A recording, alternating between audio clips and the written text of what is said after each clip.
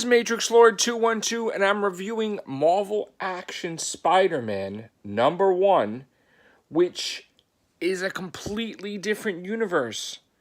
An IDW comic book company, whatever, where they... Hard to explain. Okay, so Marvel has licensed out Spider-Man to IDW to do this series, okay? So in this universe, Spider-Man and Miles Morales are exactly the same age. And of course we know Gwen Stacy and Spider-Man are the same age. But it looks like, I mean, I'm not for sure, I don't know for sure, but it looks like they all got bit by the same spider. Now, I'm assuming that, because again, they didn't, like, you know, this cover, they weren't, like, they didn't have costumes and everything, but Miles did help out Spider-Man fight these mutant dogs.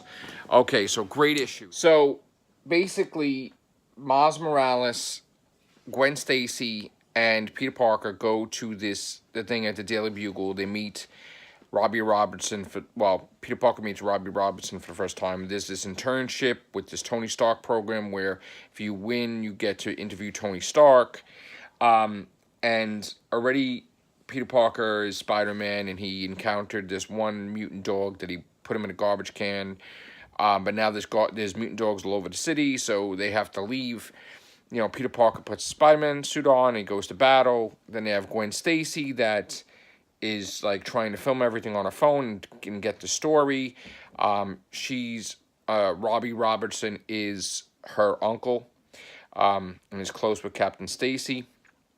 So, of course, she's going to have that perk where, you know, they're going to lean towards her with maybe different things and allow her to do stories and stuff. Miles Morales, you know, he starts talking to Peter Parker. We find out, like, when Spider-Man's fighting the dogs, that Miles Morales might have powers.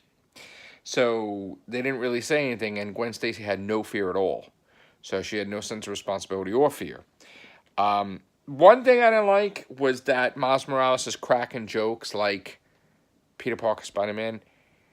And it's like, you know, to me, I don't think that the comic book company gets it. You know, you can't just be Spider-Man. Like, you don't just, like, fight and everybody acts like Peter Parker, Spider-Man. It doesn't work like that. You know, so it's like Miles Morales is Peter Parker, like, cracking jokes, and it's like, no, he's not. So, like, don't do that. That's totally, like, lazy writing. You know, you can't even distinguish it other than the color of their skin. Like, it's the same person cracking jokes. It's like, that's not cool at all. So, Gwen Stacy in this universe seems interesting. It's interesting how this is sort of probably like the Spider-Man and His Amazing Friends.